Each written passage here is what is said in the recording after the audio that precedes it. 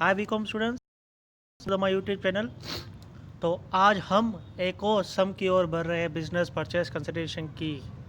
ठीक है, तो सबसे पहले क्वेश्चन देख लेते हैं। ये जो क्वेश्चन है ना, ये आपकी बुक में से ही है। ठीक है, ये मिस चरीवाल ब्रोस वाला क्वेश्चन है, देख लोगे आप बीकॉम की बुक में, तो आप वहीं से ही मैंने ये पिक किया है। ठीक है, तो क्वेश्चन दिया है the balance sheet of Miss Jariwal bros as on 31/3/2011 is an under. Capital दिया है आपको 2 लाख एंड 1 लाख दिया है। रिजर्व फंड दिया है 15,000। एम्प्लॉय सेविंग फंड दिया है 60,000। इन्वेस्टमेंट फ्लक्चुएशन फंड दिया है 10,000।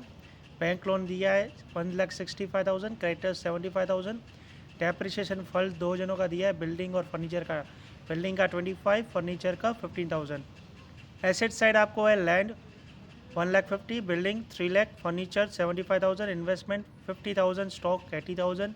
डेटर्स में से BD माइनस BDR करोगे तो 90,000, cash balance 25,000, advertisement suspend account 30,000। तो ये थी आपकी बैलेंस शीट। अब आ जाते हैं एडजस्टमेंट।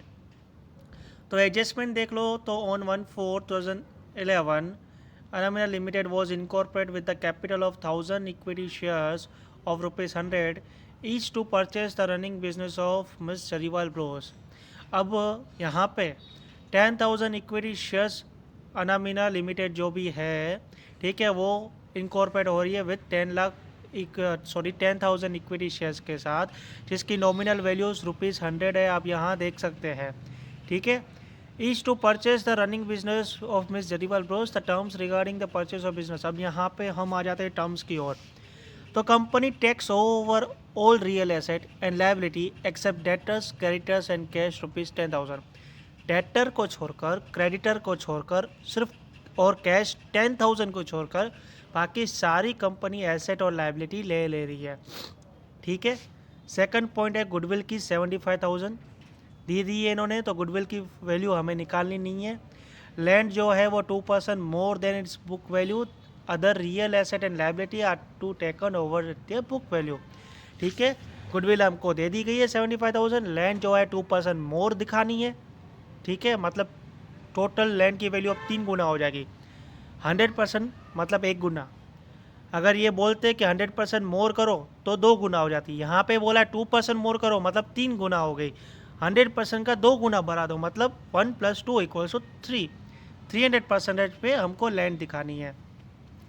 अब इन्होंने क्या बोला है थर्ड पॉइंट में, 6,000 equity shares of 100 each at premium of 20% and remaining cash are to be given as purchase consideration.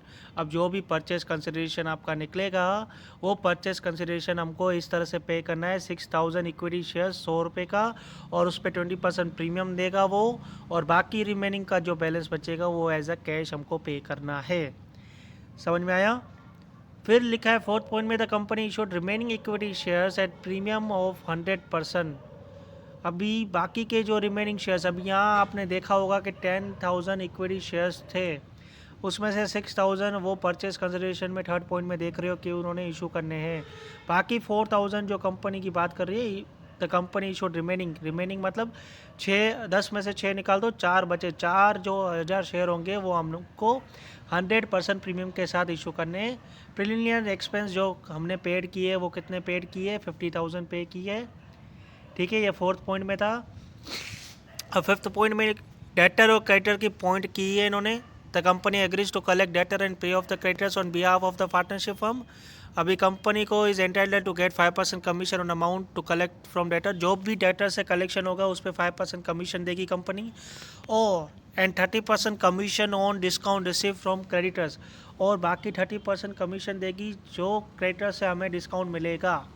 ठीक है, 6 पॉइंट में लिखा है amount receive from debtors at 10% less, 10% discount के साथ हमें डेटर्स से पैसा मिला है। Creditors are were paid off 20% discount, creditors हमने 20% डिस्काउंट के साथ पे कर दी है। The company has settle the account, बाकी कंपनी ने अकाउंट सेटल कर दिया है।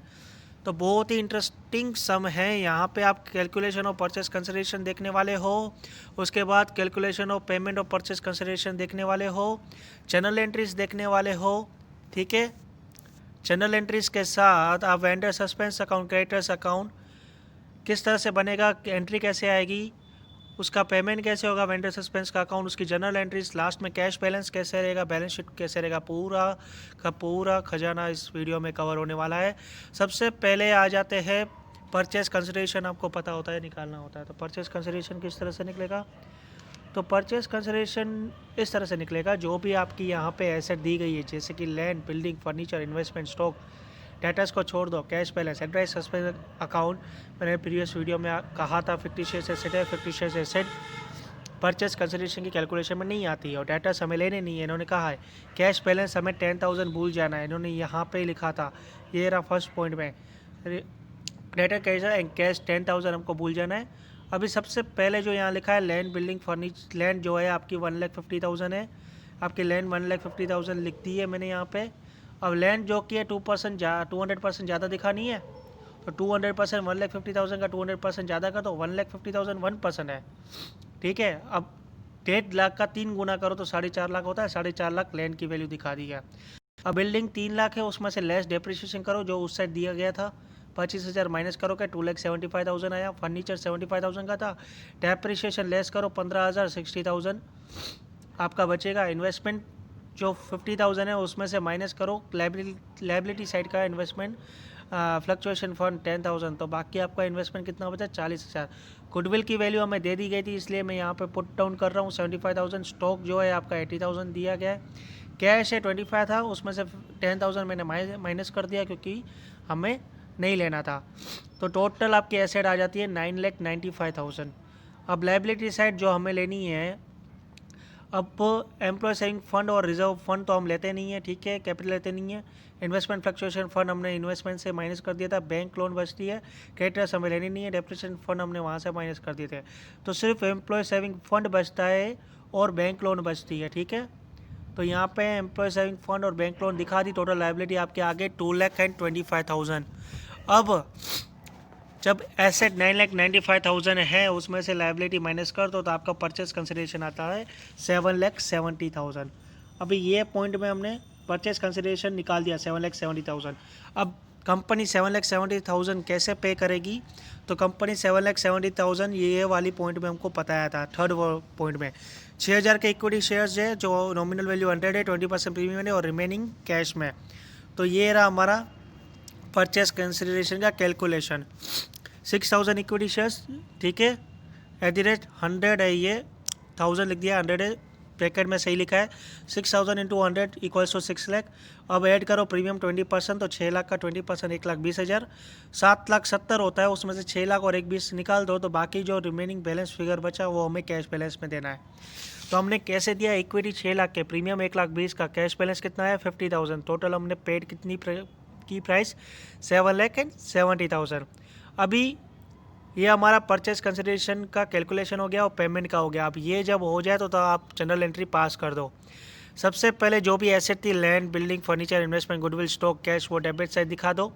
टू एम्प्लॉय सेविंग फंड जो क्रेडिट लाइब्रेरी थी वो क्रेडिट साइड दिखा दो। अब बैलेंस बचता है वो मिस अनामिका लिमिटेड जो बिजनेस परचेस करा है उसके नाम का दिखा दो। अब मिस अनामिका सेकंड एडजस्टमेंट हमारी, ये फर्स्ट वाली जो हमारी एडजस्टमेंट होगी वो एसेट और लाइबिलिटी की एडजस्टमेंट की एडजस्ट होगी। जो बाकी बचेगा मिस अनामिका लिमिटेड लेके जाएगी, मिस अनामिका को लाइबिलिटी खड़ी हो जाएगी। अब मिस अनामिका को डेबिट करके अब अनामिका जैसे पैसे दे रही है वो क्रेडिट इस तरह से दिखाओ। तो इक्विटी शेयर कैपिटल 6 लाख का, सिक्योरिटी प्रीमियम 1,20,000 का और कैश बैलेंस 50,000 का। तो ये पेमेंट की एंट्री थी सेकंड वाली। अब थर्ड एंट्री जो है प्रीलिमिनरी एक्सपेंस की है, जो हम पे कर रहे हैं preliminary expense 50,000 to cash and bank था, ठीक है, 50,000 हमने ये पे किया। कैश बैंक का जो अकाउंट बनेगा उसकी कैश बैंक की एंट्री आएगी। और क्लियर, तो ये आपका हो गया बिजनेस परचेस कंसिडरेशन की कैलकुलेशन। परचेस कंसिडरेशन की कैलकुलेशन के बाद उसकी पेमेंट और उन दोनों की इफ़ेक्ट, ठीक है, ये आपका क्लियर हो गया। अभी हम चलते हैं सीधा वेंडर्स के पास। तो सबसे पहले तो आपको एक वेंडर डेटर अकाउंट बनाना पड़ता है, उसके बाद वेंडर क्रेडिटर अकाउंट बनाना पड़ता है, उसके बाद आपको वेंडर सस्पेंस अकाउंट बनाना पड़ता है। अब वेंडर डेटर में ओपनिंग बैलेंस डाल दो वेंडर्स का। तो वेंडर डेटर का ओपनिंग बैलेंस था 1 लाख और क्रेडिटर का ओपनिंग बैलेंस था 75,000। अब 1 लाख जो ये दिया ना आपको 1 लाख, अब ये वेंडर सस्पेंस अकाउंट मैंने यहाँ पे लिखा है, मतलब डेबिट हुआ है वेंडर डेटर का ओपनिंग बैलेंस, तो वेंडर सस्पेंस अकाउंट में यहाँ पे 1 लाख करके आप देख सकते हो मैंने यहाँ पे ओपनिंग बैलेंस लिखा है। तो वेंडर डेटर का ओपनिंग बैलेंस जो 1 लाख मैंने यहाँ डाला है वो वेंडर सस्पेंस अकाउंट में दूसरी इसकी इफेक्ट आएगी 1 लाख करके। सेम वही वेंडर क्रेडिटर जो आपका क्रेडिटर का अकाउंट है उसका ओपनिंग बैलेंस 75,000 यहाँ लिखा है, वही सेम टू सेम 75,000 की ओपनिंग बैलेंस की एंट्री मेरे को second entry vendor suspense account में डेबिट साइड करनी है। अब आपको पता होगा कि हमको जो भी डेटर्स है, डेटर्स का 1 लाख बैलेंस कहाँ से लिया मैंने, तो 1 लाख का बैलेंस मैंने यहाँ से लिया है। देखो डेटर्स में से BD माइनस कर, तो BDR कभी भी माइनस मत करना, हमेशा डेटर में से BD माइनस करने के बाद वाला बैलेंस बचता है वो हम लेते हैं। अब डेटर्स हमको 5% 10% लेस करके बाकी का कैश हमें मिल रहा था, तो 1 लाख का 10% मैंने यहाँ लिखा दिया, 10,000 वो डिस्काउंट हो गया, बाकी रिमेनिंग 90,000 हमारा क्या हो गया, बैंक अकाउंट। ठीक है, तो इस तरह से जो डिस्काउंट होगा उसकी इफेक्ट वो वेंडर सस्पेंस अकाउंट में दिखेगा। ये रहा 10,000 दिख गया डिस्काउंट, इसकी 2 इफेक्ट आएगी। बाकी बचा बैंक अकाउंट 90,000, तो उसकी बैंक अकाउंट में एंट्री आएगी। बैंक अकाउंट नीचे दिखाऊंगा मैं अभी आपको। ठीक है, अभी वेंडर क्रेडिटर्स पे आ जाओ। तो वेंडर क्रेडिटर्स हमें जो भी डिस्काउंट देने थे वेंडर क्रेडिटर्स को, वेंडर क्रेडिटर्स कितने में दे रहा है। ठीक है, तो आप आ जाइए, वेंडर्स क्रेडिटर्स का डिस्काउंट कितना था आपका, तो जो भी क्रेडिटर्स है वो 20% डिस्काउंट दे रहा है। ठीक है, तो क्रेडिटर्स पे आ जाते हैं, 75,000 का 20% 15,000 आ गया, बाकी रिमेनिंग बचा 60,000। अब डिस्काउंट की एंट्री क्रेडिटर्स में डेबिट दिखी, तो सस्पेंस में हमें कहाँ दिखानी है, क्रेडिट दिखानी है। बाकी बैंक बैलेंस है वो हमें बैंक में दिखाना है। तो आपका अब तक का वेंडर सस्पेंस अकाउंट ये जो 15,000 है वो यहाँ दिखा दिया आपने, डेटर्स का ओपनिंग बैलेंस 1 लाख दिखा दिया आपने इसमें। उसके बाद वेंडर सस्पेंस जो डेटर का डिस्काउंट था वो सस्पेंस अकाउंट में डेबिट साइड दिखेगा, और क्रेडिटर्स का ओपनिंग बैलेंस 75,000 वो वेंडर सस्पेंस में डेबिट साइड दिखेगा। अब हमें इसको कमीशन का पैसा देना है, तो डेटर का जितना कलेक्शन हुआ, ठीक है, यहाँ पे 80,000 लिखा है, 80,000 नहीं है 90,000 है, 90,000 हमने डेटर से कलेक्शन किया, ये रहा। ठीक है, तो 90,000 का 5% कितना होता है 4,500, और क्रेडिटर्स का डिस्काउंट जो रिसीव हुआ 30%, ये रहा 15,000, उसका हमें कितना देना है 50%, टोटल हमारी 4,500। 9,000 का उसका कमीशन आ गया। अब क्या करो, अब क्रेडिट माइनस डेबिट करो, 21,000 का जो आपका बैलेंस बचेगा ना, वो balance figure paid from bank account, वो बैलेंस फिगर कहाँ हम देते हैं, पेड कर देते हैं। ठीक है, अब इसकी जनरल एंट्री सीख लेते हैं। ये आपका बन गया डेटर क्रेडिटर सस्पेंड अकाउंट। सबसे पहले एंट्री आएगी वो ओपनिंग की आएगी, vendor debtor account debit to vendor creditor account 1,75,000, बाकी बैलेंस बचा वो वेंडर सस्पेंस अकाउंट में दिखा दो। सेकंड एंट्री आएगी वो डेबिटर अकाउंट की एंट्री आएगी, bank account vendor suspense account to vendor debtor account. Vendor debtor 1 lakh पूरा का पूरा क्या होगा, क्रेडिट हो जाएगा, ख़त्म हो जाएगा। उसके सामने कैश कितना है 90,000 वो बैंक से दिखाएंगे, बाकी बैलेंस फिगर जो 10,000 और रहेगा वो वेंडर सस्पेंस अकाउंट का दिखाएंगे।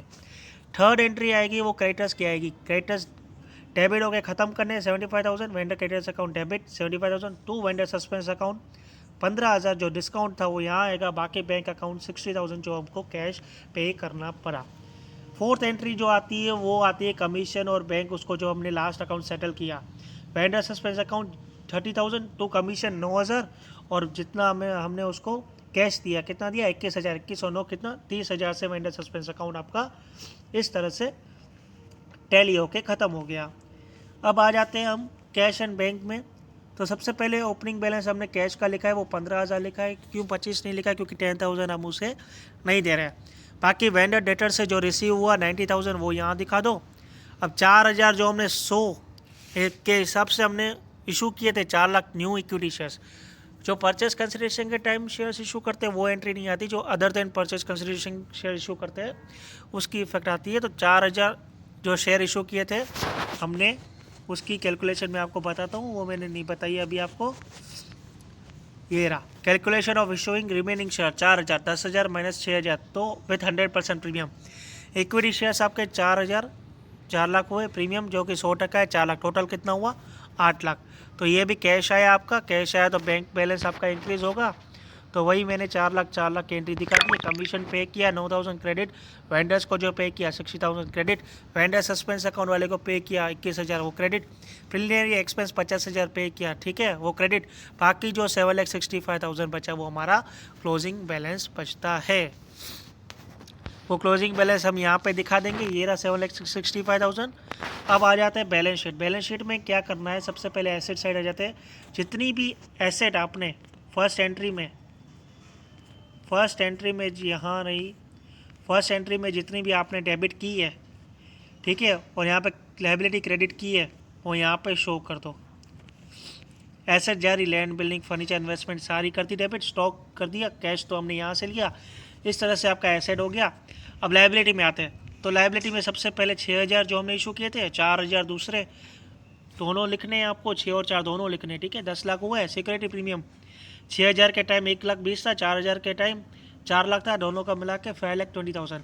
Employ saving fund 60,000, bank loan 1,65,000।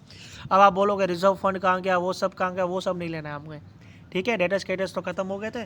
इस तरह से आपकी लायबिलिटी भी हो जाती है और एसेट लायबिलिटी भी आपका टैली हो जाएगा। आई होप कि आपको वीडियो समझ में आ गया हो। अगर आपको नहीं समझ में आया तो प्लीज़ कमेंट बॉक्स में ज़रूर बताइए कि कहाँ दिक्कत आई है, ठीक है। Thank you so much.